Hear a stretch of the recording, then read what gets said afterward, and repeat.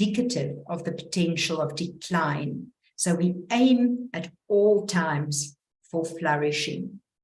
So the first slide I'm going to show is just a little video that I recorded for Med Talks a while ago to introduce them to the topic. And so if the dates aren't exactly as we know it today, it's just about this being a historical video, and you know how fast things become history in the day and time that we live in. So here we go, and I'm just introducing myself to you by means of this video.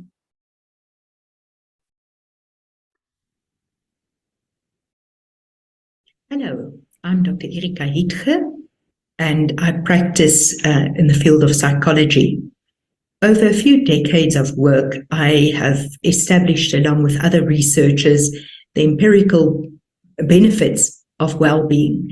And to that extent, I wrote the book Boosting Workplace Wellbeing, aimed at any professional person, but with a specific emphasis on people in the medical professions, simply because we deal with people all the time, and because of the impact and the spillover that has on our relationships and our life as general. So during the course of our webinar, we'll be looking at intentional activities, those things that not only help us generate well-being, but push us towards the best end of well-being, which is flourishing, and assisting us to avoid the other end, the bottom end, which is languishing, which we almost don't even want to talk about. So I hope that you'll join me on the webinar on the 3rd of March with Med Talks, and that we can also use that time together to explore the 18 chapters of Boosting Workplace Wellbeing, and that you'll be invited on this journey towards your own well-being. And I hope to see you there, and let us generate all the well-being we can, both for our own well-being and for the well-being of our patients and all of the people we are in touch with every single day. So statistics always help us to see what a picture is about. So in 2018, a South African research study among medical practitioners was done by Rajan and Engelbrecht. Practitioners were asked the question, how often do you feel emotionally drained from work? From the 3 categories of participants that you see at the bottom, not one indicated never as a response. Instead, in all 3 categories, to varying degrees, being emotionally drained as a result of work occurred a few times a week, or once a week, or a few times a month. And that's the similarity between all groups who participated in this research. Sometimes it seems like people in the healthcare professions carry overwork and feeling emotionally drained as a badge of honor. We also need to understand that burnout happens gradually. It's not an overnight thing. And we need to pay attention so that we do not end up in a situation where we are of no value to ourselves, our loved ones, our patients or clients, and our profession. So if we look at the slide here, I've tried to gather more recent research about people in the healthcare professions. And what came up was that in terms of percentage, the people who suffered most from burnout were physicians in rural district hospitals, and there's a percentage of 81. Second thereafter were registrars at 80% burnout, then junior physicians at 77.8%. And as we go through these percentages, and when you consider your own registration category, or you just look for interest's sake at the figures that we present here, of course, there are many, many reasons for the percentage of burnout, which we can also discuss afterwards and in the question session. But age and how long you are in a profession obviously also always impacts the potential for burnout. Then in terms of nurses, 45.8% suffered burnout. These are all South African statistics. Medical students had a 46.1% burnout. And now this is a very interesting piece of statistic. All healthcare workers in South Africa, there was a study looking at their burnout levels, and that was 40%. So if we consider the impact of COVID, as Heidi has also just explained just now, and all the consequences, and if we think that there was only a 40% might seem high, but I think again that if there was only 40%, I actually salute the resilience and the well-being of South African practitioners that we only got to 40% burnout in that tremendously difficult time. Then we had Gauteng ambulance emergency medical services at a burnout level of 30%. And then anesthetists' burnout was quite different in terms of the public sector and the private sector, respectively 18% and 7%. Remember what I spoke about a moment ago. There are always reasons for differing percentages in people who do similar work. And then counseling and clinical psychologists came in at a 5.5% burnout. So this is just to continue demonstrating that burnout is not a figment of anyone's imagination, but that is very real in terms of the dynamic in South Africa. Then we also need to look at the well-being statistics if we're going to look at the burnout statistics, and especially if we consider well-being to be a counter, something that helps us not to develop burnout. 20% of all adults in the USA seem to experience well-being.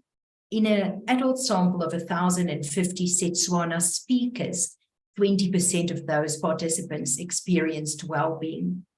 In a 2013 Gallup poll, it was seen that 18%, there was an 18% level of well-being for adults in sub-Saharan Africa.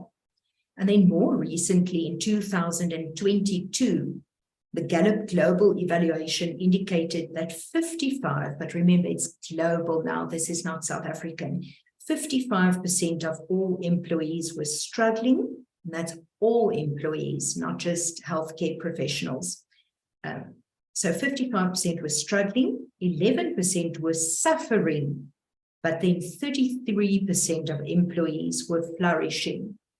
So we don't just generalize from these statistics because the studies have not been wide enough, so we can generalize to ourselves and to the general public. But what if we asked ourselves the question, how would it be if indeed only 2 out of each 10 healthcare workers experienced well-being? And what if you were not one of those 2? But we don't even want to ask that question. We're going to look at ways to live our best well-being as we go forward and through this presentation this evening. Flourishing is important, but it's not constant. It's important to investigate the enabling mechanisms that allow for the sustainable well-being of healthcare workers. In the absence of well-being, people are at risk of vulnerabilities, for example, depression and risk behaviors such as suicide. And of course, we're also talking specifically about burnout and stress. Because flourishing is not constant, it needs to be nurtured. So as in the case of sowing seed, there's the potential of a harvest, but sustained attention is needed for seed to germinate and grow to fruition. And so is the case with developing and fortifying our own flourishing. So when we look again at boosting workplace well-being, some of the facts about well-being is that well-being drives productivity and satisfaction, not just those of your patients or your clients, but also your satisfaction. And I want to say especially your satisfaction. And well-being is your investment in caring for you. We'll also talk quite a bit about self-care. There are articles that actually refer to self-care as an ethical imperative. So if we don't look after ourselves, it's actually very difficult to look after our clients and our patients. with well-being, we show up for work, we do our best, we also show up in our personal lives. That can be summarized as doing good and feeling good. In addition, if we talk about showing up for work and showing up in our personal lives, it's quite important to also take note of the spillover effect. So that has the implication that if it's going very well in our personal lives, that can spill over to our career lives.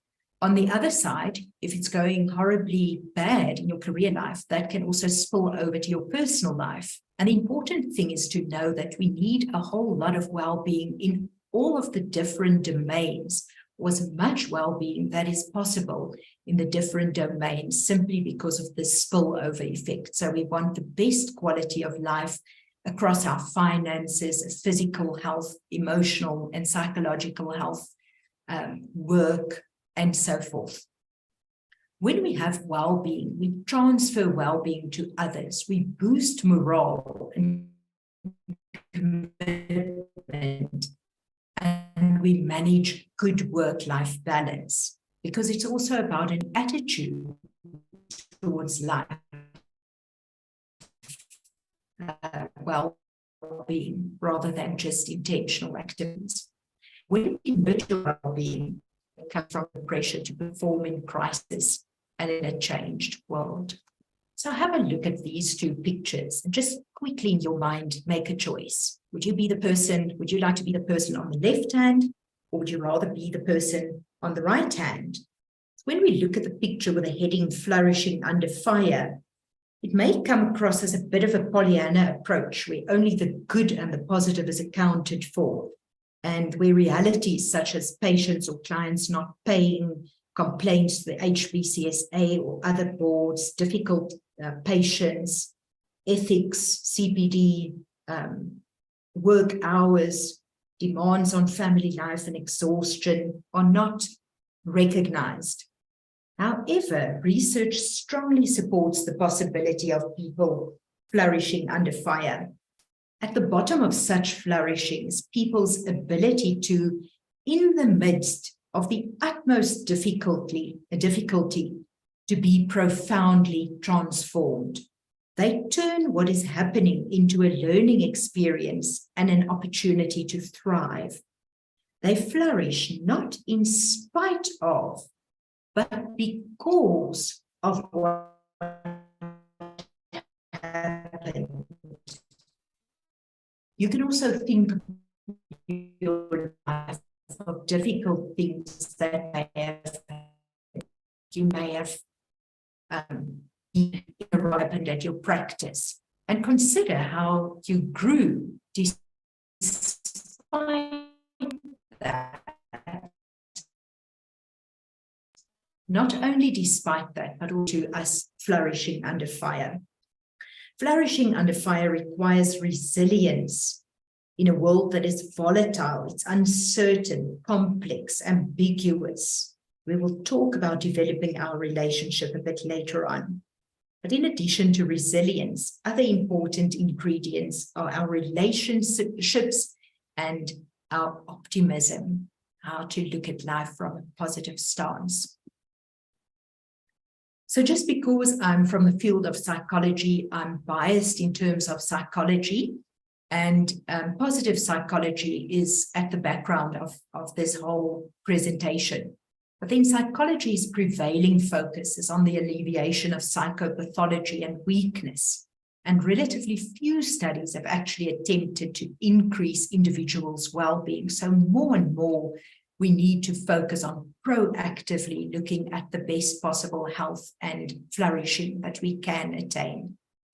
And we define well-being as a state where people experience positive emotions, positive psychological functioning, positive social functioning most of the time. We are mindful of the fact that we are human beings. We're not more than that. Before going through this definition and description of burnout, some history about burnout. The term was developed by Freudenberger, where he worked in the field of drug rehabilitation. and where burnout, colloquially referred to the devastating effects of chronic drug abuse, such as emotional depletion, loss of motivation, and reduced commitment among the volunteers that he worked with at the rehabilitation center. Another researcher, Maslach, who initiated the first burnout inventory, added the aspect of crisis in professional competence to the description of burnout. I think that is of pertinent importance, crisis in professional competence. So the definition on the slide of burnout is the definition of one of the world's best-known researchers in the field, Schaufeli, who says that burnout is a response to prolonged work stress. Remember again, it's not an overnight thing that happens to you. Burnout is characterized by exhaustion, and nothing takes that exhaustion away. You can rest, you can go away for a weekend, you can take an afternoon nap. It is as though nothing changes that level of physical and mental exhaustion that people feel when they experience burnout.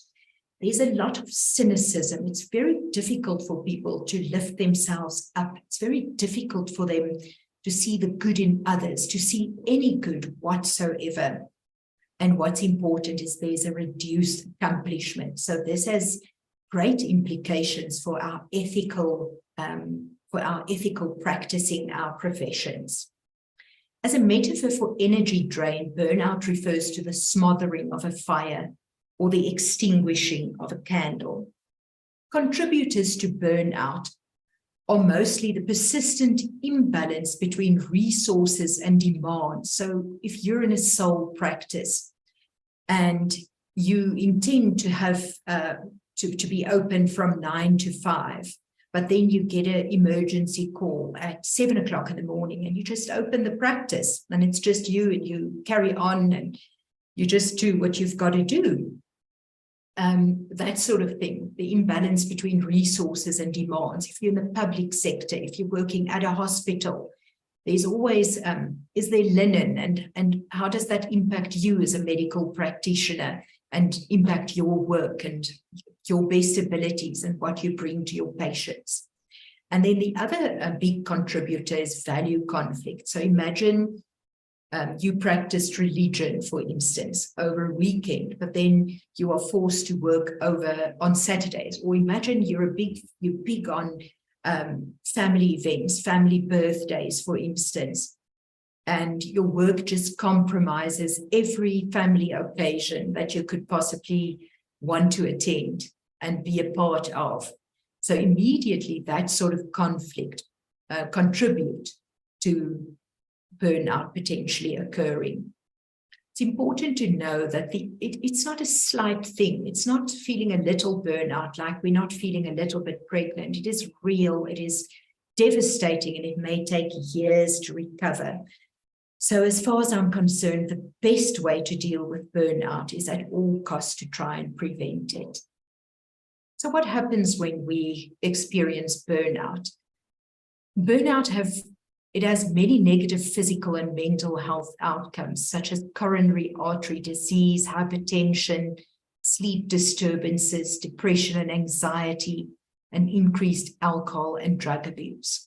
Obviously, it's not the same for each and every patient, but those are some of the outcomes that research points out. On the other hand, if we look at well-being as flourishing under fire, knowing that difficult things happen, but that there's a possibility to still experience high levels of flourishing despite that, the outcomes are that flourishers have excellent mental and physical health. They are more resilient to vulnerabilities and challenges than non-flourishers. The so-called father of flourishing, Dr. Martin Seligman, developed a 5-factor model to explain what contributes to flourishing, and it's abbreviated as PERMA, and we'll refer to aspects thereof throughout the evening, and we'll refer to it as a whole throughout the evening as well, because that forms the basis of what we talk about when we talk about flourishing this evening. So the 5 things are positive emotions, and that includes love, joy, satisfaction, contentment, interest, amusement, and serenity, amongst others. When we talk about engagement, we're talking about a deep state of focusing on an activity that you are passionate about. And that links onto the concept of flow. And flow is something that challenges you, it stimulates you, a flow activity. It's difficult, but it's not impossible. So it doesn't make you feel hopeless. Instead, it actually makes you feel very hopeful about yourself and your skills and your abilities. Some of the examples of flow are difficult hobbies, crafts, solving puzzles, participating in sports, and gardening. Then relationships, and this could be any relationship, could be with colleagues, it could be with your family, with your loved one, with pets, whoever relate, yourself, extremely important, because sometimes we are so busy forming relationships with others that we forget how important we are in terms of having a relationship with ourselves. Then meaning. Meaning suggests a connection with things that motivate you, and it has to do with purpose, with significance, with fulfillment and satisfaction. Then it becomes incredibly important on a regular basis to say to yourself, what does my work mean to me? What is the importance of it in my world? And then there are three well-known stances people take towards work, and that has everything to do with the meaning that we derive from work. And the three stances are calling, work as a calling, work as a career, or work simply as a job. And if people experience their work as a calling, they always find more meaning in their jobs. If they find it, if they think of their job as a career, they still find a lot of meaning in it, but not as much as when people think of it as a calling. And when it is just a job, it can be quite difficult to find meaning in what we are doing in that, from that perspective. So sometimes I just wonder, do we get our meaning out of money? And I'm just naughty when I ask this question. Will we feel happier? Will we experience more well-being when we earn more? And perhaps I can equate that to the last time you had a salary increase, and just consider how long the joy lasted. So it lasts for a month or two until you're used to the new level of earning, and then it becomes more of the same. And it's not incredible happiness that comes with it. It's just average. Then research also looked at money versus time. So if you had lots and lots of money, and even if that made you incredibly happy and gave you super well-being, it still didn't contribute to well-being if you had no time to spend that money. So that link between time and money is quite important, and we need to understand that if we want to flourish and if we want to avoid burning out and being overly stressed. Just for interest's sake, earlier years, around about 2010, research found that if people earned $75,000 a year, anything they earned more than that simply didn't matter anymore. So that figure raised incredibly sharp. In 2022, a similar study found that now people who earned $500,000 and more, then when earning more, it didn't contribute any further to their well-being. So that is just something interesting to know.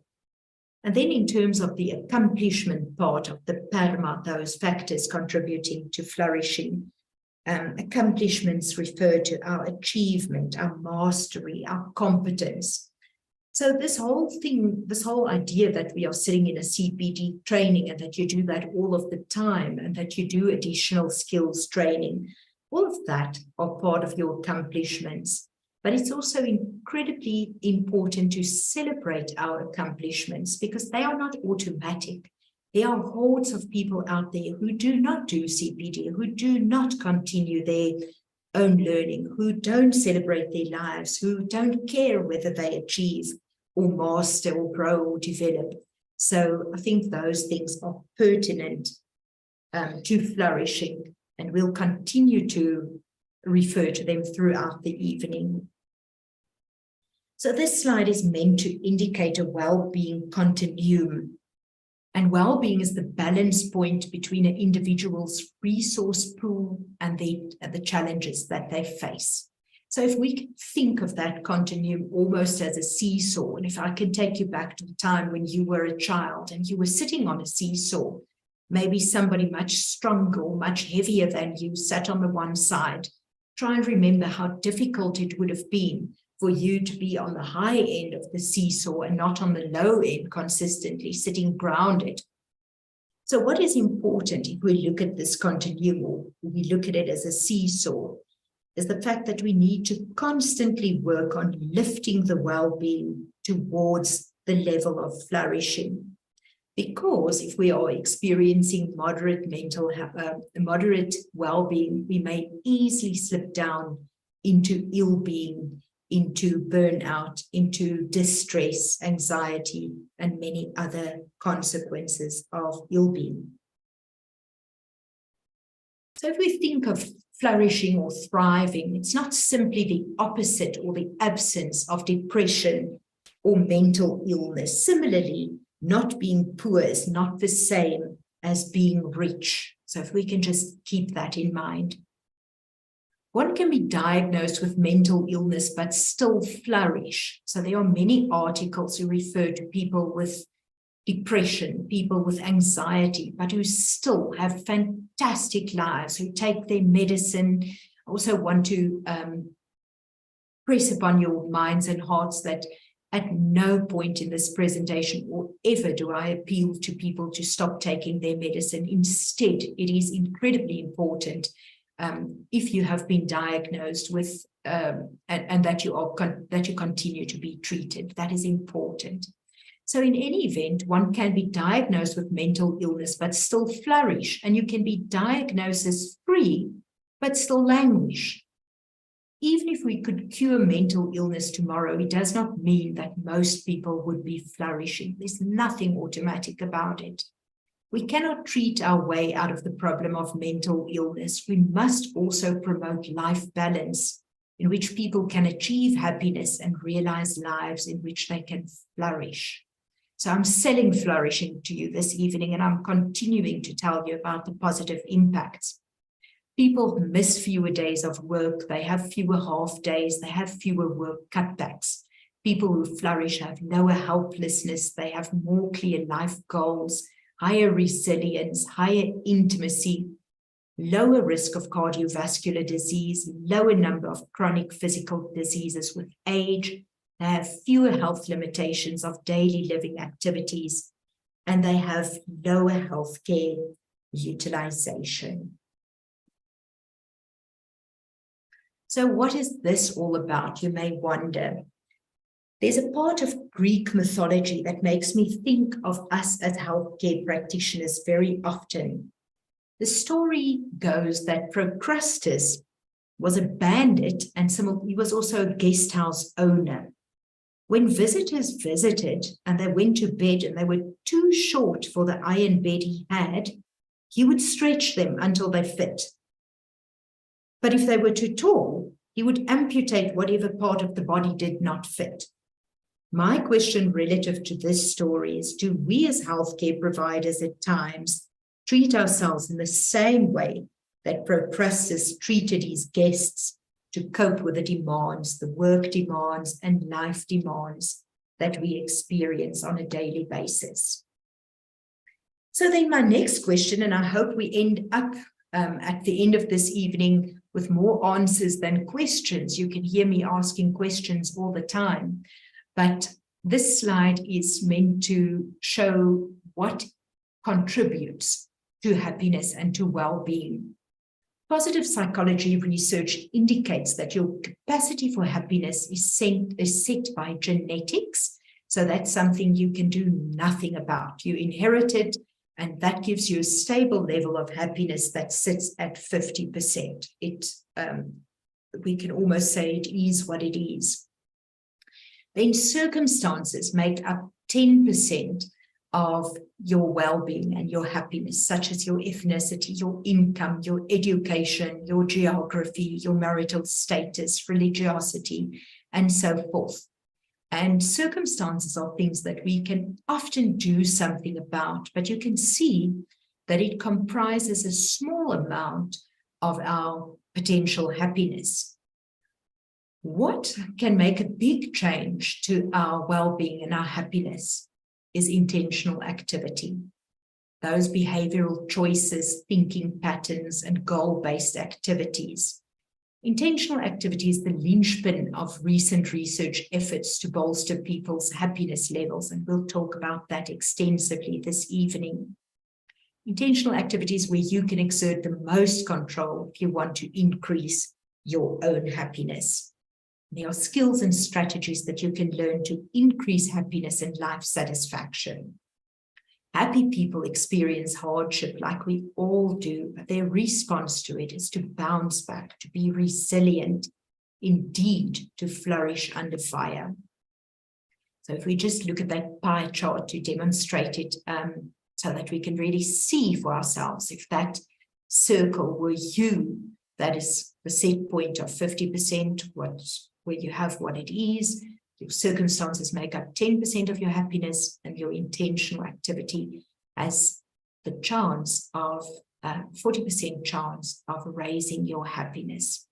So researchers found that genes and personality traits may hold happiness levels relatively constant over time, but engaging in happiness increasing activities such as committing to important goals, meditating, acting kindly towards others, thinking optimistically, or expressing gratitude has the potential to improve our levels of happiness for significant periods of time, not just for the moment.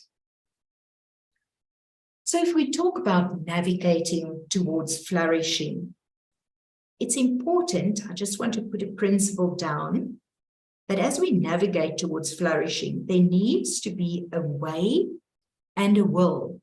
So the way I can show you tonight, and there are many roads to flourishing. So choosing a way that suits you is up to you. But remember too that there must be a will to flourish and for those intentional activities to serve the best possible purpose. So it's important to expand and enhance your social support system, make new friends, deepen your existing relationships. And we'll say, but where do I find the time to do that? And then remember what we said, what research told us about money and time. And then for those of you who have children at home, especially young children, spell love like this, Time. And if we raise children, time is incredibly important. So somewhere in our busy schedules, we've got to make time for ourselves and our relationships. We know that that will contribute to our flourishing. We need to commit to experiencing the good in life. We've got to plan fun, exciting, meaningful, fulfilling events. And whilst we are doing that, savor the experience. Again, that takes time and it takes an effort. We can't be busy with a fantastic, fun thing that we've planned and we watch our watches all the time and we have to be somewhere else. That doesn't contribute to savoring the experience. And it's been shown that if we savor the experience, the benefit of that experience stays with us for a much, much longer time. And remember, we want to prevent burnout. So these are really things to think about.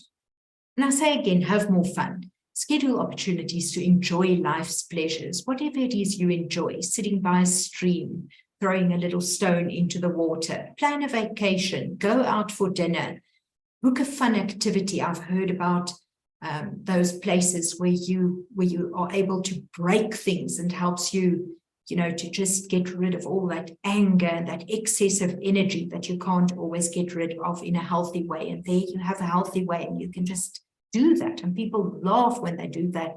And it's actually a very fun way to get rid of negative emotions. Do whatever it takes to smile more, laugh more, enjoy yourself more. There's also a saying that some days you eat salad and go to the gym. Some days you eat cupcakes and you refuse to put on pants.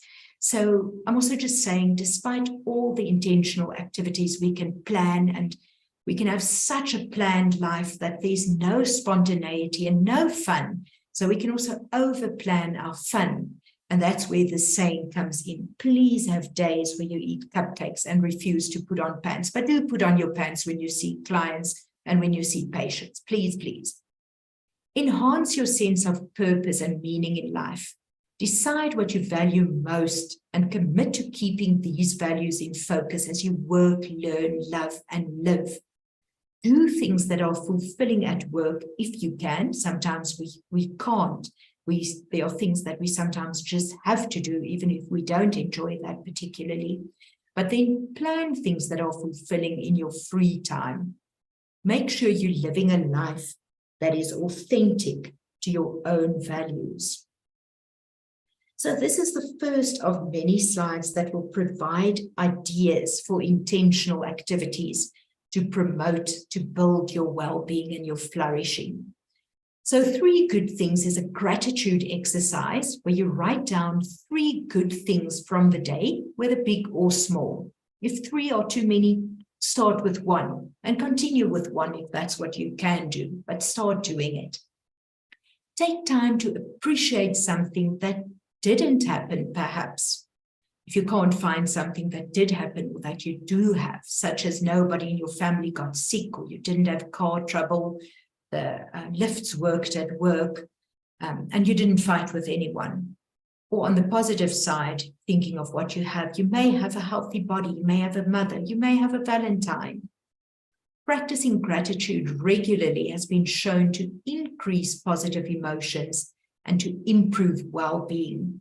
And increasing our focus on positive experiences improves well-being. But then there are also things that we need to not do, and we need to be aware of those so that we can focus on them and help ourselves to not fall into those traps. So one of them is the negativity bias. The human brain comes with a negativity tendency, so that an event which is perceived as negative is likely to have a bigger effect than a positive event. So as an example, consider a time when several people commended your work, but 1 or 2 people criticized your work, and think about how negative comments tend to stick with us as compared to positive comments. It's almost as though we discard the positive and we hang on to the negative. That is the work of the negativity bias. And we need to bring that into awareness. If we bring that into awareness, we can counter that. So one way to bring that into awareness and to counter it is to write down 3 good things that occurred. So if something happened at work that wasn't great and you were criticized, what good things did indeed happen? And this exercise will reorient your attention towards the positive. Another example from home life, you may have invited people for supper, and in your mind, it's a lovely, lovely event. You've gone out of your way. One of your 3 conversational partners thanks you profusely and thinks that it was a wonderful evening, and 2 of them just stay quiet. And if we allow the negativity bias to work, we may very well think that the evening was not a success. And it's incredibly important for our well-being not to get stuck in the negativity bias. And how we don't get stuck is that we know about it and we work with it when we notice it. So one other intentional activity is to practice random acts of kindness. I think one of my acts of kindness is very simple. I just smile at strangers when I do shopping, when I'm in my car, when a taxi pushes me off the road. I just smile, because if I get angry, my blood pressure goes up. I have a horrible day. I catastrophize about how bad life is. So acts of kindness boost happiness. In a study, people needed to perform 5 acts of kindness every week for 6 weeks. People who did this were significantly more satisfied compared to the control group. A simple act of kindness like making a drink for someone or holding a door will surprisingly increase your sense of joy. Also, kindness and compassion strengthen connection between people, and it nourishes the spirit. Other acts of kindness can be donating blood, feeding a pet of a friend's when they go away, providing food to people in times of illness or death or celebration. Acts of kindness helping others and assisting people in need, of course, increase the well-being of others. But aren't we talking about our well-being? A number of studies suggest that not only do acts of kindness increase others' well-being, but they also increase one's own sense of well-being. Furthermore, there's evidence that acts of kindness also often encourage others to do similar acts of kindness, to reciprocate. And the acts of kindness then continue to propagate. Early research in a series of studies, Fordyce sought, and that's not Bruce from the Comrades, it's a person in the field of psychology, sought to improve well-being by teaching students in his classes, by introducing what happy people do, and then have these students practice those behaviors in their everyday lives. Results showed that students assigned to practice 14 different happiness-enhancing activities, for instance, spending more time socializing, being more active, and developing optimistic thinking, once daily over a 6-week period, reported improved well-being for more than 2 months relative to a comparison group. So the benefit remained for a while, and it wasn't tested thereafter. So we don't know how long it lasted, but it may very well have lasted for a longer period of time. The information contained in this slide comes from randomized trials, where participants were randomly assigned to receive the intervention or not, and then well-being outcomes were measured in follow-up. So if we look at the cognitive exercises, they comprised of what was good in the past, those were the gratitude exercises, what is good in the present, savoring exercises, and what might be good in the future, imagining your best possible self. There are very many variations of these simple activities, but originally participants took time once a week. And why can't we do this if we see what positive benefits there are? In any event, participants took time once a week to reflect upon 5 things they were grateful for, and they wrote that down. They repeated this for 10 consecutive weeks. Participants who did this intentional activity had higher levels of gratitude, better feelings about life as a whole, fewer physical complaints, and more and better sleep. Then in terms of savoring, participants had to take a 20-minute walk every day for a week, noticing as many positive things as they can. Those participants reported higher levels of happiness at the end of the study.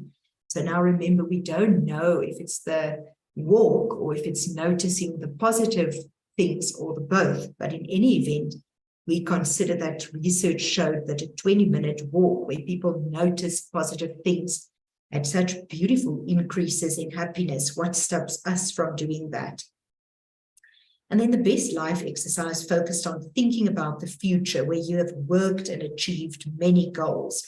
So that is not about what you've not achieved. It's about thinking, looking back from the future and almost congratulating yourself for what you have achieved. And we need to really spend time to celebrate sometimes in terms of what we've achieved from an educational perspective and in terms of the people that we serve. So people then wrote about what they achieved from this future perspective. This exercise had positive effects on happiness and life satisfaction, on increasing optimism, and possibly on health.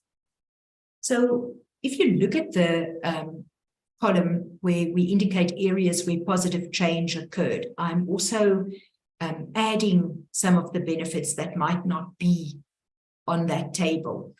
Also, when you see depression there, please know that those interventions alleviated the depression. It didn't cause or create depression. And similarly, if you look at the word suicide in the very bottom line, it decreased suicide ideation and it didn't increase or lead to suicide ideation. So it's just important for me to point that out.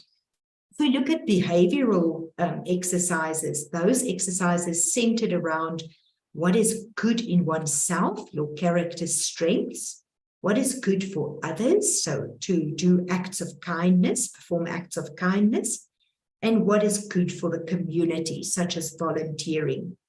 Observational studies and randomized trials were done, and the outcomes were that participants were happier, they had lower levels of depressive symptoms, even up to 6 months later. Very often, if you don't work in the field of psychology, people aren't necessarily familiar with the term character strengths. And that includes aspects such as loving and being loved, appreciation of beauty and excellence, curiosity and interest in the world, industry, diligence, perseverance, love of learning, spirituality, and many more. The research suggests that if people knew their strengths and they purposefully use these strengths in everyday life, that contributed to increased levels of well-being. But then it's important to know what your strengths are.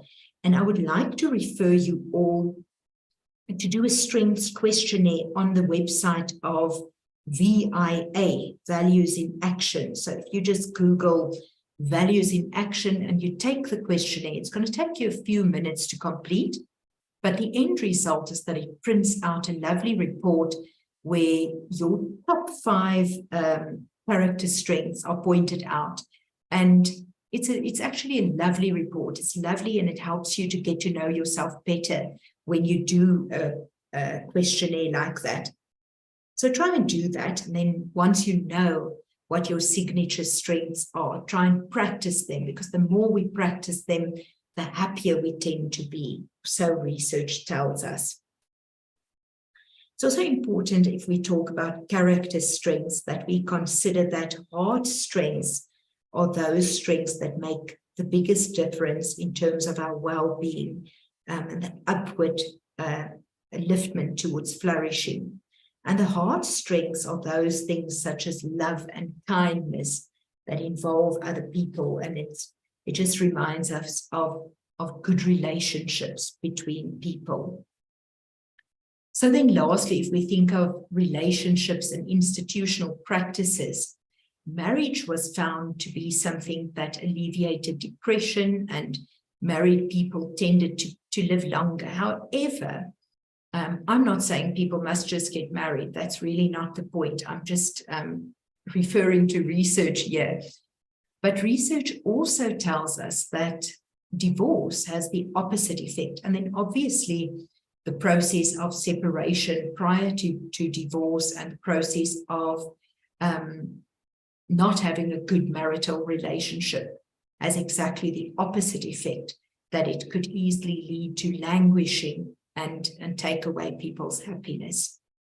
Then work and job crafting, and with that, we just mean that kind of reflection where we say, what could be better? What really frustrates me at work? What tasks are so administrative and so repetitive that I wish they could just go away? And just thinking about better ways to do our work, that contemplation and bringing about changes to the extent that we can leads to improved life satisfaction, less depression, and engagement. And then religious community may have the effect, research tells us that it may lower depression, it may lower suicide, and it may help people to lead longer lives. But then, as I said with the statistics much earlier today, where different categories, registration categories show different levels of burnout, also religion has an impact. You know, it's also about what religion tells people about life and so on. And that suicide might be regarded, for instance, as a sin. And if people are part of a religious community, the question arises in research too, is it religion or is it being amongst other people? What is the thing that really helps people to flourish? But then, fact is, research pointed out that religion does have positive effects for some people that participated in the research. Then smiling, we're talking about intentional activities. How often do you smile? Many people think of happiness as something that comes from the inside out or from your mind to your behavior. But happiness can also come from the outside in or from your actions to your mind. The deliberate decision to smile, for example, actually activates happiness-inducing chemicals. The brain releases hormones, including dopamine and serotonin, when we smile. And dopamine increases our feelings of happiness, whereas serotonin release is associated with reduced stress. It's interesting that NBC News featured a program called Smiling Can Trick Your Brain into Happiness and Boost Your Health. And then research found that even a fake smile, that movement of your face into a smile, can cause the happiness effect. But I'm not sure if over the long term you'll be able to still fool your brain into that. So I would want to smile intentionally, and I would advocate that for others as well. I'm saying that with a smile. For some people who have a wonderful sense of humor, who enjoy life through laughing, including laughing at your own mistakes or faults and those of others, but without scorn, is associated with well-being. And if you're not somebody who wants to go and sit and think about 3 good things that happened in your day, why not think of 3 funny things that happened in your day? And that could also increase your happiness and your well-being. So then you can see happiness remains important, and it comes up all the time because that is the first part of the PERMA model we spoke about, the positive emotion. So then the components of happiness are your momentary mood, how you feel right now, your life satisfaction, your overall evaluation of life, and your assessment of specific life domains, your work, your relationships, your finances, health, and so forth. When we talk about feelings, your momentary mood, how you feel right now, it's very important for me to stress that people are accountable for their own feelings, and that we can never say, you made me cry, you made me angry. The more we take control of our own feelings, the better we manage them, and the more it contributes to our feelings of happiness and well-being. Now, self-care is just so incredibly important, and it involves activities that people do on their own behalf in maintaining life, health, and well-being. Self-care was empirically found to contribute to well-being and to fortify human strengths.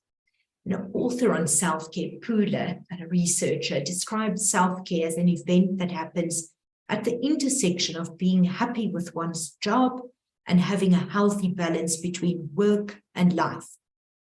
Importantly, self-care undergirds professional flourishing. So now, if there are any neurologists here, I wish I could tap on your expertise here, but I want to make a simple statement. What fires together gets wired together. And what we mean with this is that neurons that are repeatedly active at the same time will tend to become associated so that activity in the one facilitates activity in the other. Every experience, thought, and feeling trigger thousands of neurons.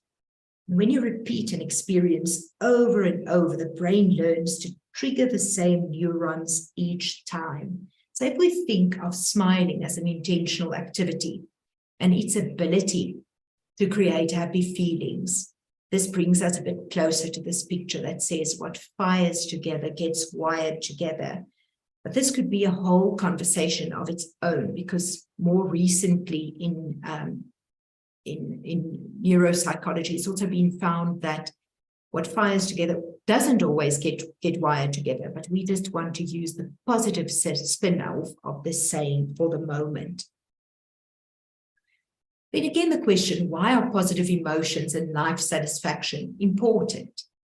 Because they contribute to better physical health and immune function. So we have less visits to the doctor. Of course, we don't like that in our patients and clients, because that impacts our bottom line. But that's just a joke. And we may have faster healing, a longer life, greater creativity, increased success at work, such as better decision-making and performance and increased earnings. We have higher quality of relationships, more friends, stronger partnerships. We may have increased pro-social behavior, such as more volunteering and connection to community, and we may have a greater ability to cope with challenges. So something that really robs us of well-being is worries. And I think most of us have, at some point in your life, woken up with a big fat worry sitting on your chest, or running a whole day through with a big worry that you seem to not be able to get rid of. And it's important to know that research shows that 40% of things we worry about never happen, and 30% are in the past, and it cannot be helped.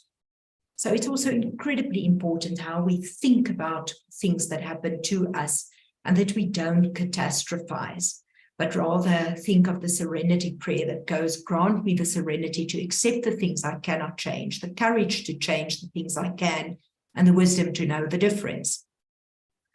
When people sit with me and they worry, the two big questions are, can you do something about it, or can't you do something about it? When you can, the next question needs to be, so what can I do? When will I do it? And the minute we start teasing that out, it alleviates the worry, especially if we start doing the things that we think might assist us in solving that problem. If we cannot do anything about it, we simply need to make peace with it, and we need to practice methods. If that worry pops up into your brain again, to more or less see a stop sign right in front of your brain, say, stop this immediately. If you can't stop it by yourself, it may be time for you to engage in your own psychotherapy or a bit of counseling, and just try and get peace around those things that you can do nothing about. So something I've learned recently is it helps incredibly when we worry, when we stress, to ground ourselves by, rather than saying what if, rather saying what is. The what if is all about not knowing. It's all about unpredictability. It's all about not grounding us. Whereas the what is grounds us in the here and now. So I'm putting myself in the spotlight for a moment. So what if I worried a lot about this presentation tonight, and I said, what if people didn't attend? What if they didn't like the presentation? What if I had load shedding? And by the way, I do. And 1,000 what ifs. And it could make me gray way before I was 80. So how would it be if I rather said what is? And if I ground myself in the presence, in the present moment, breathe nice and deep, and I say, well, my slideshow is working. Alex is on the other side supporting me. Heidi is there. I'm surrounded by light. I have water to drink. More than 900 people are watching this slideshow. And we believe that people take responsibility for their own learning. And from that perspective, I want to say it's going to go well. For me, that is the what is that grounds me, and that takes the worry away. And maybe this is a frivolous example, Your worries may be much, much bigger than that. And yes, probably they are. I won't dispute what people's worries are. But if you can go what is instead of what if, that has been found to be very, very helpful. Now, remember earlier, I spoke of a way and a will. So this brings us to how we see life. So if you want to take a moment and you want to look at that picture and maybe send us a note. What is it that you see? So let's just take a minute and for people to let us know what they see in that picture. If Alex can share with me, or Heidi can share with me what it is that people see. Just one or two responses.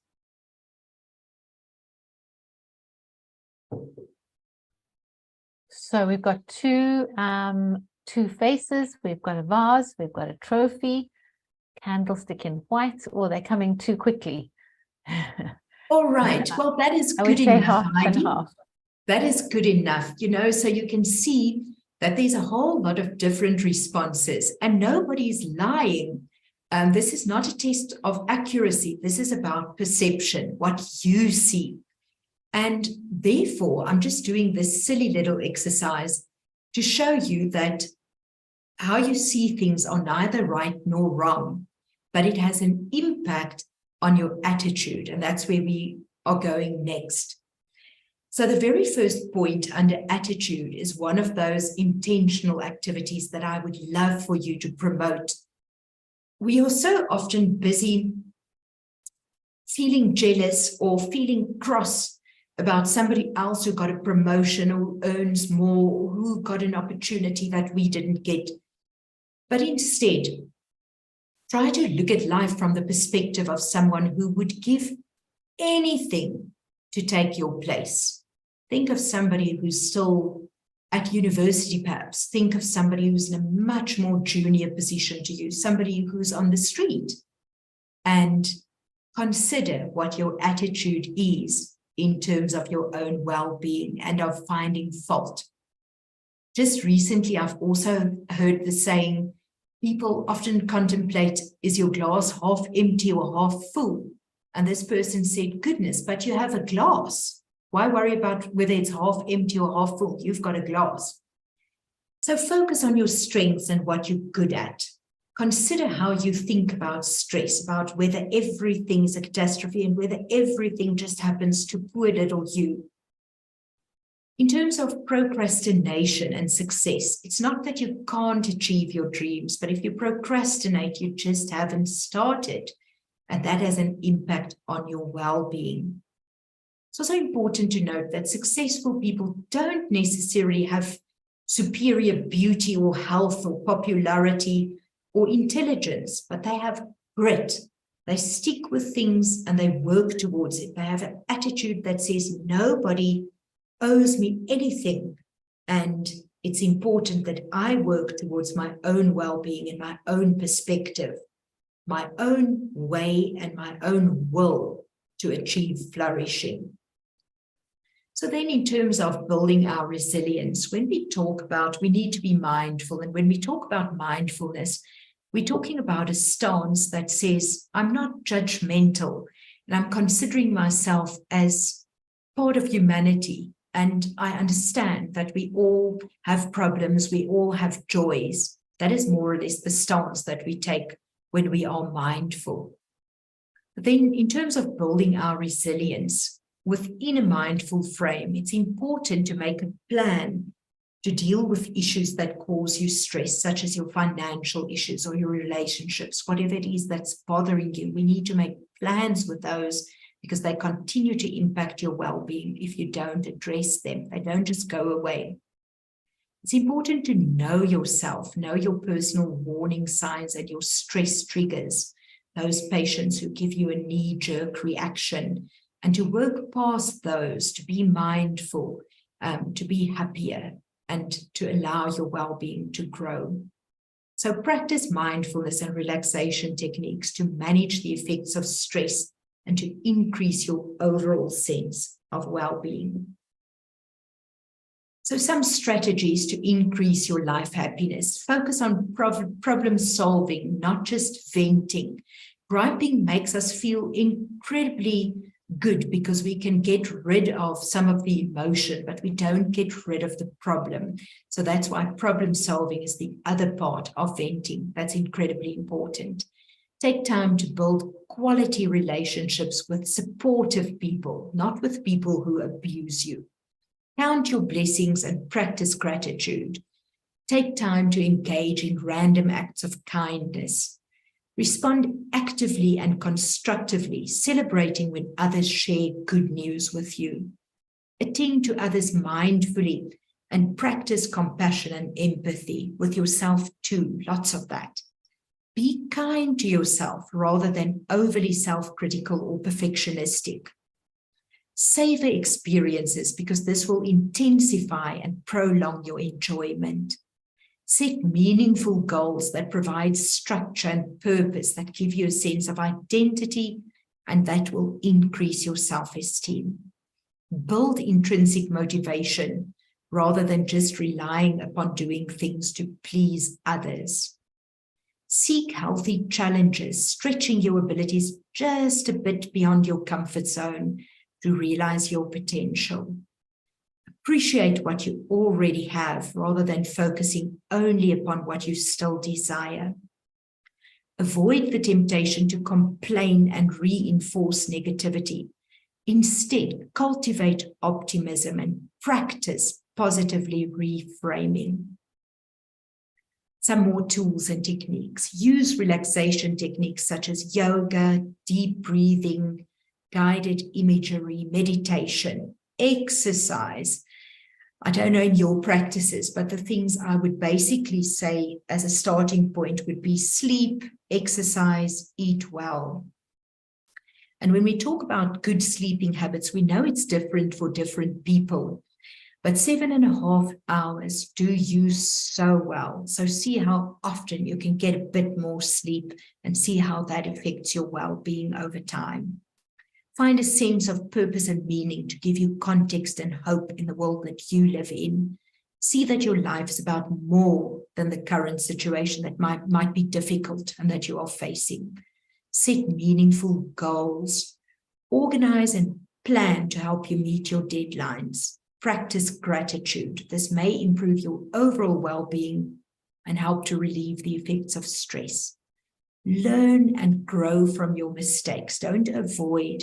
Failing mindfully is a powerful tool in growth and in building ability to bounce back. And with failing mindfully, it means that attitude that I spoke of not being judgmental, of having self-compassion and saying, well, this happened.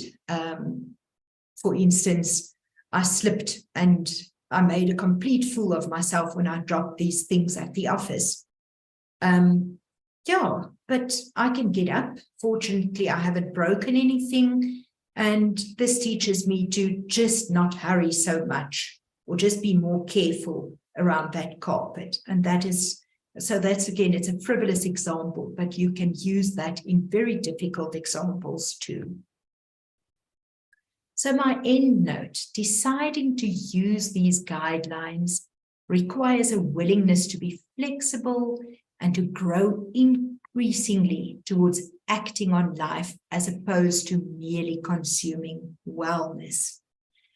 And so just before we end, I'm just going to talk through some intentional activities that we spoke about during the evening. So you can try and hear them a second time and pay attention to which ones you think you can incorporate into your life. Relationships, experience the good in life, find your meaning, what gives you a sense of purpose, gratitude practices, counter the negativity bias, random acts of kindness, be active, energetic, use your body, develop optimistic thinking, start saying why not rather than why, savor your experiences, know and use your character's strengths, smile, use humor, practice self-care, stay with what is rather than what if, develop a will and a way, do relaxation exercises, eat healthily, and sleep well. So this is my last slide. How we spend our days is how we spend our lives. The decisions you make in the next minute impacts the next half hour potentially, may impact the next hour, your evening, the next day, the next week. So how we spend our days is how we spend our lives. And I wish you a good day.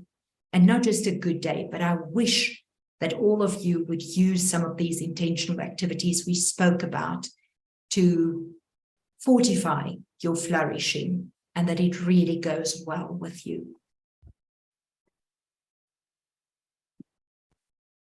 Erica, that was a very insightful and excellent presentation. Thank you so very much. There's lots of lovely responses on the chat. I don't know if you can see them coming through. There are also some questions. Yes, there are also some questions. Would you like me to read them to you, or are you happy to go through them? Can you see the questions? Are they under the Q&A? Ooh, 99 responses. People, you have energy. Let me see. No, there are only 17 questions on my side. Oh, there they are. Sorry, I was looking in the chat box. Somebody says, even after all the COVID waves, when SANAS comes around for accreditation in the labs, we fall short because of the crisis we went through. There were times nobody wanted to service our machines and our paperwork suffered. We're still trying to play catch up. So, Nasiba, that's a reality. Those are some of the things that we think about when we talk about flourishing under fire. But you are making plans. You are catching up. It is difficult, and you want to service those people whose results you're sitting with in the labs, and everybody are doing their level best. And perhaps it's time to also celebrate what you've been able to do, to think on the positive side, what has indeed happened, and communicate with your clients, communicate and let them know what's happening. Don't leave people in the dark, and do what is positive. Enhance positive feelings inside of the group, motivate each other, just try hard without burning out, because we mustn't try so hard that we burn out. We must simply try hard and be energetic at work and bring our best efforts and be optimistic. We'll get over this soon. We'll get over this within a period of time, and that we don't catastrophize when bad things happen. I think a positive inclination helps us so much. So somebody anonymously says, how do we define well-being? So on the slides, on numerous occasions, we looked at well-being, and I actually like to refer to the continuum where well-being can be flourishing when it's high well-being, or it can be moderate when it's medium or average, and it can be low when it's languishing. And it is all about the balance point between the challenges that life gives and our resource pool, how we are able to respond to what life throws at us. And it is also about perma, about positive emotions, about being engaged, being in relationships, about meaning and accomplishment. So in the research literature, over years, over decades, it's actually been a thing that there's not a single definition for well-being. It comprises so many facets that these are just some of the things I refer to. And then it also depends on the researcher that you are quoting in terms of well-being, because there are such incredible researchers worldwide, and they would add more to this definition. But for this evening, I think that should suffice. So then we've been asked, when you quoted the percentage for burnout, you did not mention medical interns. Interns work long, so just remember it's about the research that's available. But interns work long hours, and it will be useful to note what their levels of burnout is. If I had that information, and if it was recent, if it was not older than 2015. I promise I would have presented it. So perhaps that is a study field that you're opening for colleagues who want to investigate that, and let us let people use that opportunity to see how life is for interns and how their well-being is. Let me see, what's the next question? Okay. What would your advice be to CEOs and medical directors in assisting junior health professionals to minimize burnout? So when we look at well-being from the organizational perspective, we're really entering the space of employee assistance programs, or of using people on a consultancy basis to come in and to assist groups of people in terms of their well-being, in terms of their strengths as teams, in terms of their individual strengths, finding out who people are, what makes them tick, and how to bring their best efforts to the job. But for CEOs and medical directors, you know, the moment we pay attention to people, it creates an incredible benefit in terms of their well-being, because junior staff members very often feel that more senior people are simply not listening to them. They sometimes don't feel important in the context of decision-making, policy-making, and so forth. So the more we involve people and the more we create opportunities for togetherness and building on what's positive, but sometimes we really need consultants to come and assist us with that. So being mindful of the fact that we've got to do these things for it to happen is the first step in making it happen. To what extent does culture influence how we handle stress? Do some cultures respond better to stress and trauma? Oh my word, what a difficult question. You know, even within cultures, individuals respond different. And it is about personality, and it's about our background. It's about the experiences that shaped us, sometimes more than culture. But we can never underestimate the role that culture plays in how we manage stress. Because imagine if you were an Eskimo, and the Eskimos dislike it when babies cry, and it's also very dangerous for them in terms of wolves and wild animals finding their babies, because babies may be hung into a tree or onto an object for a full day while their parents go hunting. So there, it is in that culture, it is a value not to pick children up when they are crying so that they stop crying. So you can see, and I know probably nobody here is an Eskimo, but I'm using that as an example to show that culture, there are reasons for responding to certain ways, and sometimes we need to investigate that. And it's always interesting to know how cultures are different, but it's more, I think it's more individual even than cultural. I realized in October 2022 that I was experiencing a burnout. I think I caught it before it got really bad and started making positive changes. Well done. How do I know when I'm out of it and back to a healthy well-being status? I feel you already feel better. It's very difficult to feel better when you're still experiencing burnout, because you don't feel better when you are burnt out. I feel so much better compared to back then. But yesterday, for example, all those feelings came flooding back and I had a bad day. How do I keep my progress? You see, that's the whole point of flourishing.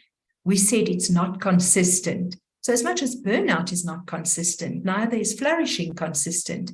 So even if you had the best mood and you had the best life, you could have a horrible experience which drags you down for time, or a little bit of time, or a moment.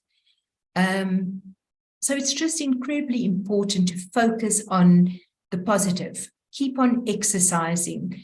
See a psychologist or a counselor from time to time. If you have visited a psychiatrist, keep on doing that. Measure your progress with other people that you trust. See if you are able to enjoy life. Just enjoyment in life is something that we struggle to feel when we are too burnt out. So it seems to me like you've been working very hard on your evaluation of yourself and that you're very self-aware. And that in itself is one of the most helpful tools in terms of discontinuing the burnout and buying into your own well-being and flourishing. But try these intentional activities and see if they make any difference in your day-to-day life.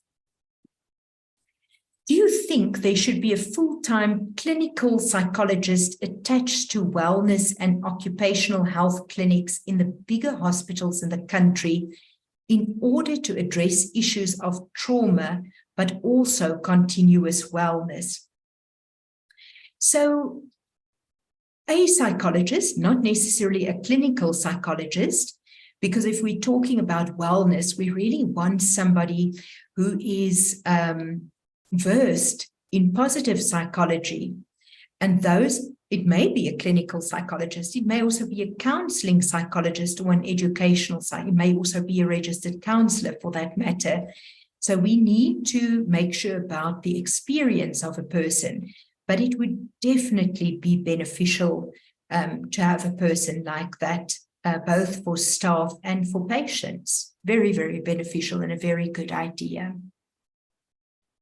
What's your advice on toxic work environments? This takes me back to the day when, I was asked this before. Look, when we look at that 10% of that comprises our happiness, and that's about our situation. That goes for our work situation as well. You still have 40% of intentional activities that you can bring to a toxic work environment. But I've also just recently read that very often environments don't change. It doesn't change the environment if you just decide to stay there. So if you decide to stay there, I would almost think that you need to have a plan to change that. And if you can't, it may be a time for you to look for something where where your values are appreciated, where you're appreciated as a person. That environment may not be toxic for everybody, but it may be toxic for you. And that's why it's incredibly important to evaluate. Is this something that brings me back to the worry slide? Is it something we can do something about? Or is it something we just need to accept? And then the question comes, can we accept it? And then if we think back of the slide of the contributing factors to burnout, this specific issue, a toxic work environment, is where very often where our values are not appreciated, where we've got to fight for our values, fight to just be who we are, to fight for our own ethics, fight for many things. Consider where you are, and if that's the right, make good decisions for your life and for your work environment and for your well-being. If this isn't serving you, why do you remain there? So how do you deal with difficult co-workers and line managers that make your life miserable? Sometimes it helps to practice kindness. Sometimes kindness changes people around. Sometimes they abuse you even more if you're kind and they think of you as somebody who is weak. So I would try some of these intentional activities. I would try conversation, open, kind conversation with sorts of I messages. I feel that, rather than being accusatory. And if we give feedback to co-workers and to line managers, it always helps to start with something that's positive, such as, all feedback needs to go like this, otherwise it is not proper feedback, but we start with something positive. I appreciated it when, and you put something in there. On the other hand, the other day when we were in that meeting I felt a little bit like you took me out when I said, and enter into a conversation. Also learn in terms of communication skills that everything does not need to become an argument. So when you talk about something that is difficult for you in the workplace, and people start arguing, you're allowed to say, even if they're strong, even if they're your boss, even if they are bossy, you're allowed to say, I'm not going to make this into an argument. And then you step back and don't. Just make your point known clearly. If it means you've got to follow it up by using an email afterwards, you do that, because you are nobody's floor mat, and submissive behavior doesn't gain you the help and respect of others. Neither does aggressive behavior. So this calls for very good communication skills, and you could, if you don't come up with it by yourself, this is a space for somebody to help you professionally, but these are things that we can pay attention to. Shirley, thank you for noticing the importance of the topic. Unfortunately, I'm not a pharmacist. Again, it was about the research that was available. So there may be older research, but not since 2015. Was there anything? Working as an occupational health nurse, but been in the profession for 40 years, currently facing huge industrial action, brain draining. So at times like that, it's incredibly important to recognize that you are going through a difficult time. Practice self-compassion. People often say to us, don't feel sorry for yourself. I'm saying, do feel sorry for yourself. You're a human being. This is difficult. Acknowledge it. Come with the best plans. Tap on the team. Tap on knowledgeable people. Make space for relaxation. You can't work all the time. You can't carry that amount of stress physiologically, mentally, emotionally. It is just a killer. So when we know that things around us are like that, we've got to pay more attention to our self-care. Even if we feel we don't have the time, the more we then do spend time, the better we are at that very, very stressful job. Third week going, absolutely draining. Man, I feel that. Post-pandemic, I find myself really questioning the purpose of well-being and if it really will be beneficial.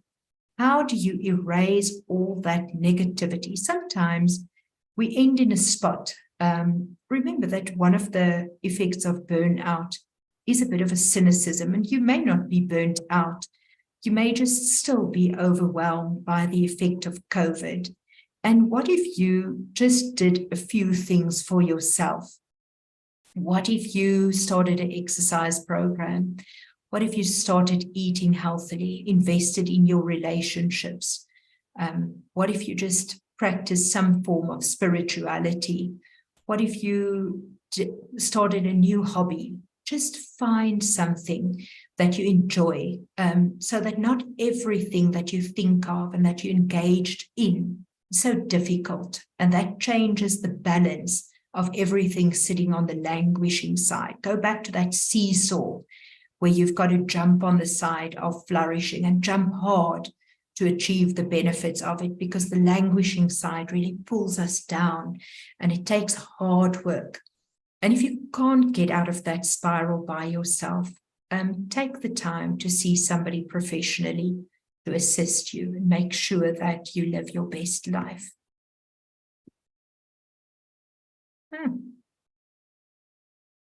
How do you cope? I think we've spoken about that in two other questions, so I'm not going to spend some more time on that. Self-care assists in resilience building and burnout avoidance at the individual level. How do individuals advocate for changes that support wellness at the systemic or cultural level? You know, that's the whole thing. Well-being is contagious. That's right at the beginning of this talk. I think maybe the third or the fourth slide. Research showed us that when there are people in the workforce who have a lot of well-being, it boosts morale. And it's really contagious if people are experiencing well-being. So it's also important for organizations to, on the systems level, to make sure that they contribute to the well-being of employees. And then employees also have the ability to take that well-being out. We spoke of the spillover effect as well. So if it's going well at work and people are paying attention to you and they're looking after you in the best possible ways, then that positivity that comes from those positive experiences at work spills over to your work life. I'm not saying if you are pre-divorce, it's going to stop the divorce, but in other areas of your personal life, it will spill over and it will give you a better general feeling of life satisfaction.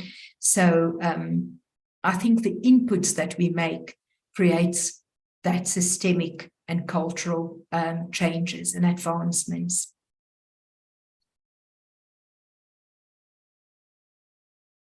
Yes, the website, go on to www.VIA.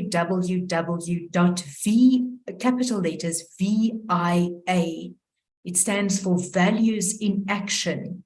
So it's a free of charge report you can do. It shows your top 5 character strengths, and every now and again, regularly, maybe every month, you get a little newsletter that talks about how you fortify those top strengths, or it gives tips.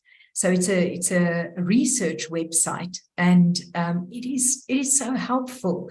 Don't buy any extra products if you don't want to, but at least do this strengths questionnaire and read those monthly newsletters that they send, because it is personalized and it is about your well-being. It's about your strengths, and they help you with your well-being through those letters and through also promoting intentional activities. So the website, www.via.com.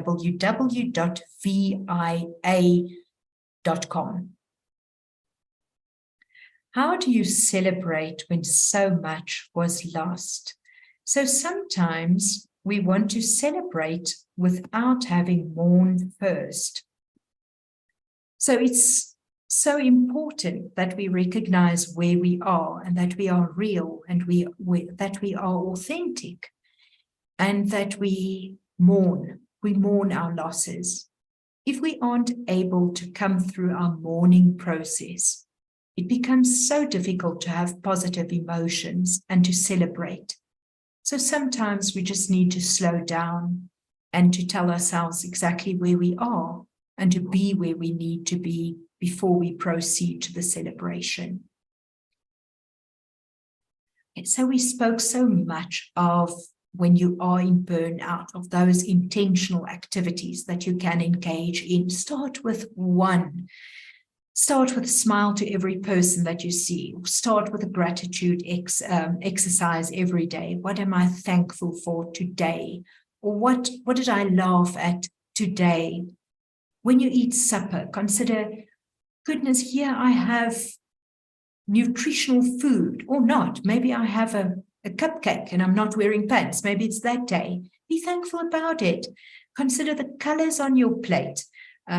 Consider the colors that you see when you look out of your window. Start anywhere. Look at the slides we've done this evening and do any single thing. Anything is has a domino effect that makes you want to do more, and it energizes you to do more. But you've got to start with any of the things that we've discussed this evening. But if you have a serious burnout, I never want to minimize. I actually want us to maximize on professional help.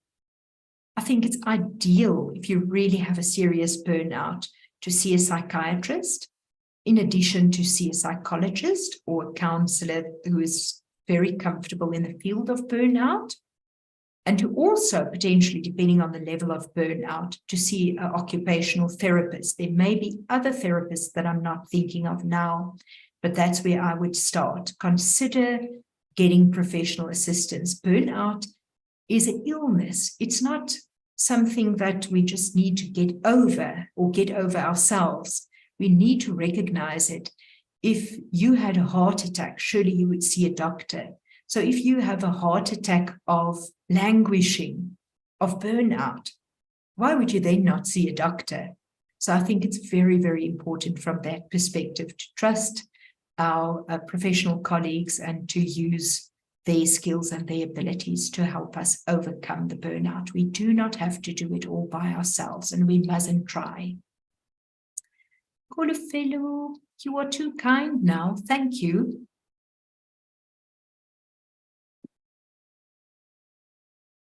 Yes. Oh, no, please don't build relationships with negative energy. Why would we? Maybe my personal life is not so important here, but as I raised my children, I used to say to them, if somebody treats you badly, just say no.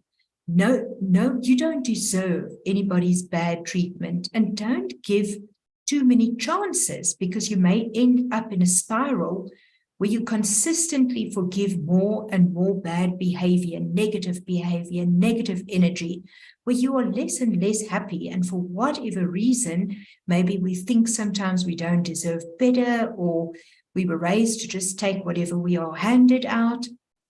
Challenge that. You don't need to be in a relationship where there's a lot of negative energy. Challenge it. If it doesn't work, leave. If it's abusive, if it's physically and mentally so abusive that it's dangerous, you really, I strongly advocate that you work with a professional person there to assist you. How will you grow well-being under management who is set on profit and do not care? That is so difficult. I would say that we need to challenge those situations that we don't approve of. Otherwise, we condone that, or we are perceived to condone that. And all of us need to know that we have so many options. We don't think so. I remember when I started in private practice, how scared I was. And I didn't know if I was really going to have a client or not, and how I was going to end up after a year. It's been many years in private practice, and I don't look back a day. I'm not saying everybody belongs or would be happy in private practice. Maybe you are in a private practice and you're not happy there. There are so many workplaces for good healthcare practitioners that I would encourage you, if you're not happy where you are and if you can't change it, find something that does make you happy. Dental professionals, I'm not sure. Again, there wasn't research about that. So if you're a dental professional, or if you're a psychologist, anybody who wants to do a master's degree or a PhD on dental professionals in private practice, go research that for us. Next time we can offer that information. Thank you for the lovely compliments, everybody. Boundaries are some of the most important things. And it's so important that when we raise children, because sometimes people are not raised and to set boundaries. And I think the word no is one of the most important boundaries. And it distinguishes between you and the person next to you. And if we are unable to say no, we are like a farm that has no fences. The neighbors' cows can come and eat all of our grass, and our cows can walk out and be taken by somebody else. It assumes chaos when there are no boundaries. So I would always ask, people are so scared to set boundaries. I think that we are scared, and that's what stops us from setting boundaries. What will they do? What will they think? What will they say? What will happen to me? And there's something that we call the Socratic question that we need to answer at times like that. And the question goes something like, what's the worst that could happen if you set a boundary? And you said, look, this is the fourth Sunday I'm working from 6 in the morning till 6 at night, and this is enough. This is improper. It's unethical, because I can't give patients the service I should be giving when I'm so tired. I've worked the entire week and now I've worked on Saturday. It's my 4th Sunday working as well. I never get a chance to rest, to reflect. None of that. What's the worst that can happen? People would say, oh, my boss would shout. I'd say, what then? So no, well, I'd feel sad and I'd feel embarrassed because maybe I cry a little bit when he shouts, or maybe I'll be upset. I'd say, so what if you were upset? What's the worst that would happen now? What's the worst if you would cry? Oh, people would think I'm weak, or I'm not valuable, or I'm not worthy. I shouldn't be there. And I'd say, so what then? So, I might feel uncomfortable. And I'd say, but have you ever felt uncomfortable before? Is that something unfamiliar? We all feel uncomfortable at times. What's the worst that can happen if you're uncomfortable? So the point is working down a difficult question until questioning yourself until such a time that it almost comes to the answer of saying, I can do this. The worst that can happen is not so bad after all. And it calls for being very rational and not catastrophizing our situation and making monsters out of people. They are narcissists. They are very difficult people in workplaces. I don't dispute that. And be careful if those are the people that you're working with. But know that boundaries are extremely valid and they are such a helpful tool when you work with balanced people. So Anonymous says 2020 was a difficult year. We worked incredibly hard. One colleague said it felt like one long day. The result was that I was completely burnt out and was diagnosed with depression and anxiety. It makes sense. You see a psychiatrist, you're on medication, you're trying to make changes, but you feel like you're falling apart. It feels like the work demands have just increased in the last 2 years, and I'm at a point that I'm really struggling. Anonymous, if you can, won't you please consider seeing a psychologist or a counselor? And if you can too, it is very helpful to include OT in your professional team who's looking after you. How to cope with a supervisor who has a mental illness. You're not the psychiatrist, you're not the psychologist. So you can't cope with them. It's their family who needs to cope with them. You need to cope with yourself. So decide for yourself what's acceptable and what's not acceptable in a situation, and use some of the advice I've given to the person who said do boundaries help in a toxic work environment. But no, you don't have to just accept everything that people put on you. And if people are emotionally unhealthy, don't let it spill over to you. You bring that home, you give it to everybody in your circle of friends. Before you have fun, you first have to debrief. So try your level best to do something about it. And if you can't do something about it, you move yourself out of that situation. It's not your job to change somebody else or to manage somebody who has a mental illness. So many questions. It was fantastic. And I hope I helped. You answered them really wonderfully. Thank you so much. And we are 23 minutes past 9, and I'm going to get lots of emails from people who felt that they couldn't leave because that was so compelling. But we're over time. So I'm going to say thank you very much one more time to you, Dr. Hitge, and for a really wonderful and informative presentation.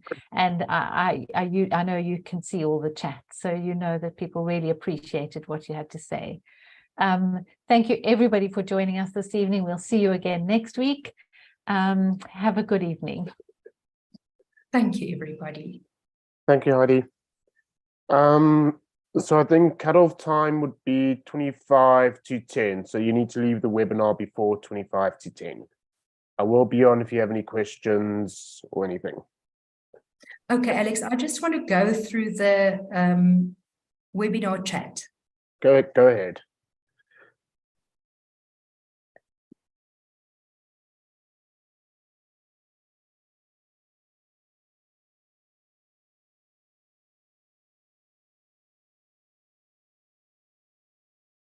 Alex, is there any way that one can copy? Because this thing is just jumping. It's so difficult for me to follow the chats. Let me double check. I think we might. Chat. Well, there's an option. I can save the chat and I can send it through to you afterwards. I can do that. But otherwise, there's nothing I can really do. Somebody says to me in Afrikaans, "Goeienaand." What I'll do is I'll save the chat and I'll cut it down and I'll try and send it to you by the end of the weekend. It's going to be a lot of stuff on there. I think it must have been difficult for you to work with me, Alex, because, yeah, I was so demanding. I actually feel ashamed of myself. No, it's absolutely fine. It went through rather smoothly. Like I just had to get the YouTube stream going as well. So, but we had a good number. We had a very good number. How many people attended in the end? I will need to check at the very end, but I think we peaked at around, if I'm including on the YouTube, 1,058 out of 1,800. Sure, Alex, you guys worked so hard to get people for me. Yo. Well, we do a lot of strategy. Like, I have a theory which might get more people coming to the talks, but I'm not gonna say it on the Zoom. I hope, so this is good for me. I hope there's something good for your company in this as well.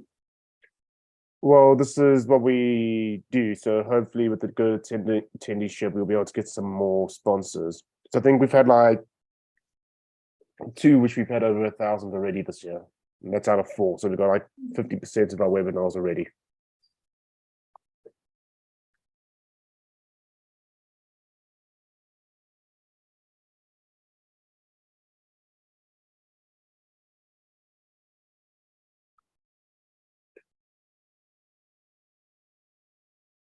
Sandile, if you want to view the presentation again, you can go on to Med Talks. We'll be putting up the recording of both the Q&A and the talk.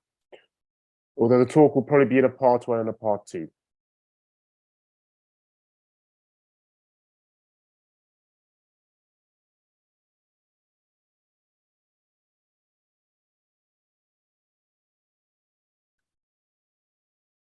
Just a reminder, you need to leave the webinar before 25 to 10, so before 9:35. Will you shout at me? Watching the time. I'm watching the time. I watch it very closely.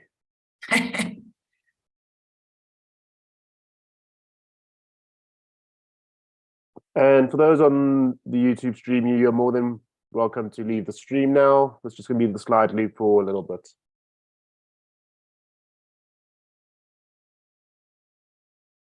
Let's just stop the stream.